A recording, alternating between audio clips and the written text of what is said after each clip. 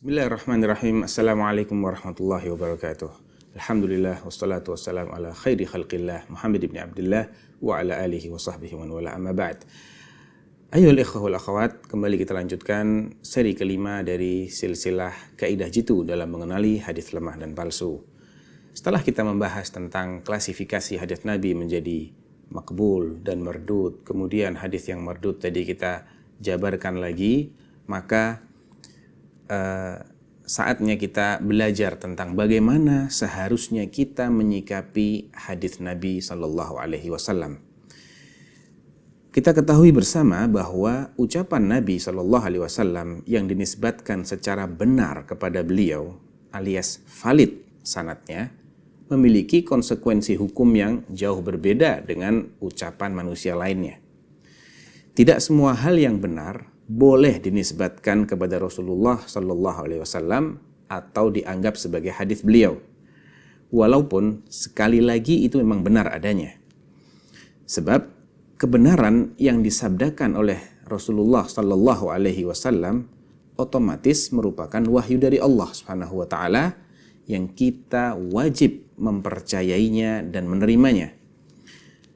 Walaupun akal kita belum bisa mencerna hakikat dari hal tersebut. Bila seseorang menolak suatu hadis yang diakuinya sebagai ucapan Nabi Shallallahu Alaihi Wasallam, berarti dia dianggap tidak beriman alias kufur kepada Nabi Shallallahu Alaihi Wasallam. Lain halnya dengan orang yang menolak suatu ajaran atau suatu kebenaran, namun dia tidak disabdakan oleh Nabi Shallallahu Alaihi Wasallam dan bukan berasal dari wahyu Allah Subhanahu wa taala. Atau ketika kebenaran itu bersumber dari sebuah hadis yang dhaif, yang lemah. Maka dalam kondisi ini dia tidak akan dianggap sebagai orang yang kufur kepada Allah maupun Rasulnya sallallahu alaihi wasallam. Karena sekali lagi yang menjadikan sah atau tidaknya keimanan seseorang bukanlah mengimani semua ajaran yang benar, namun sebatas mengimani setiap ajaran yang berasal dari Allah Subhanahu wa taala atau berasal dari Rasulnya sallallahu alaihi wasallam. Al-Imam Ishaq bin Rahawayh atau Ishaq bin Rahuyah, salah seorang ulama salaf yang hidup pada tahun yang wafat pada tahun 234 Hijriah, sahabatnya Imam Ahmad bin Hanbal. Beliau pernah mengatakan, man balaghahu an Rasulillahi sallallahu alaihi wasallam khabarun yuqirru bi sihhatihi thumma raddahu bi ghairi taqiyatin fahuwa kafirun. Barang siapa yang telah sampai kepadanya suatu kabar dari Rasulullah sallallahu alaihi wasallam yang dia akui kesahihannya, lalu dia menolaknya bukan dalam rangka taqiyah, berarti dia telah kafir. Taqiyah artinya saat seseorang pura-pura mengatakan kekafiran karena nyawanya terancam, namun dalam hati dia tetap beriman. Jadi kalau ada seseorang yang sudah mengetahui bahwasanya hadis ini adalah sabda Nabi SAW, dia mengakuinya sebagai hadis yang sahih, namun dia tolak kandungannya, maka dia tergolong orang yang kafir. Demikian pula yang diucapkan oleh Jalaluddin As-Suyuti rahimahullah dalam kitabnya Miftahul Jannah fil Ihtijaj bis Sunnah. Fa'lamu rahimakumullah, kata beliau, ketahuilah, semoga Allah merahmati kalian, anna man ankara kauna hadithin Nabi sallallahu alaihi wasallam, barang siapa mengingkari hadis Nabi sallallahu alaihi wasallam, qaulan kana aw fi'lan bi syartihi al-ma'ruf al-usuli hujjatan, kafara wa kharaja an dairatil Islam wa husyira ma'al yahudi wan nasara aw man sya'a min firaqil kafarah. Artinya ketahuilah, semoga Allah merahmati kalian, bahwa barang siapa mengingkari hadis Nabi SAW sebagai hujjah dalam agama, baik hadis yang berupa ucapan maupun perbuatan, setelah hadis tersebut memenuhi syarat-syaratnya dalam ilmu usul fikih, maksudnya syarat dia dianggap sebagai hujjah sudah terpenuhi, masih juga ditolak, berarti dia telah kafir dia keluar dari koridor Islam dan akan dikumpulkan pada hari kiamat bersama orang-orang Yahudi, orang-orang Nasrani, orang-orang atau kelompok kafir manapun yang dia suka.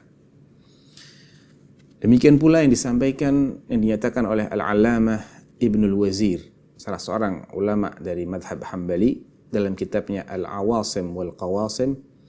Beliau mengatakan, inna takdziba li hadithi Rasulullah sallallahu alaihi wasallam ma'al ilmi annahu hadithuhu kufrun sarih. Mendustakan, artinya mendustakan hadis Nabi yang dibarengi dengan pengetahuan bahwasanya itu adalah hadis beliau merupakan kekafiran yang jelas. Itu ketika hadis yang ditolak adalah hadis yang dianggap valid penisbatannya kepada Rasulullah sallallahu alaihi wasallam, baik dia masuk kategori sahih maupun hasan. Akan tetapi jika status hadis tersebut tergolong dhaif atau lemah, maka pada dasarnya dia masuk dalam kategori hadis yang tertolak, kecuali bila ada dalil lain yang menguatkannya. Tentunya konsekuensi hukum yang dikandung oleh hadis yang seperti ini tidaklah sekuat hadis yang pertama yang masuk kategori sahih maupun hasan tadi. Apalagi jika hadis yang dhaif tersebut didhaifkan oleh mayoritas ulama dan dianggap kuat atau dianggap sahih oleh sebagian kecil saja. Dia ditolak oleh mayoritas ulama dan ada sebagian kecil ulama yang masih menerimanya. Maka jelaslah bahwa konsekuensi hukumnya akan semakin lemah, sehingga orang yang menolaknya tidak bisa dianggap kufur kepada Nabi sallallahu alaihi wasallam. Jadi, ayyuhal ikhwah wal akhwat, ketika suatu hadis telah disepakati oleh ahli hadis sebagai hadis yang makbul, yang bisa diterima, maka kita wajib menerima dan meyakini kebenarannya. Sebagaimana ketika suatu hadis telah disepakati oleh para ulama ahli hadis sebagai hadis yang tertolak, maka kita wajib menolaknya. Adapun yang masih diperselisihkan, maka kita harus bersikap toleran dalam hal ini. Tidak boleh gegabah dalam memvonis orang yang menerimanya maupun menolaknya. Demikian, mudah-mudahan bermanfaat. Wallahu ta'ala a'lam. Wa sallallahu ala nabiyyina Muhammadin wa ala alihi wa sahbihi wasallam. Assalamualaikum warahmatullahi wabarakatuh.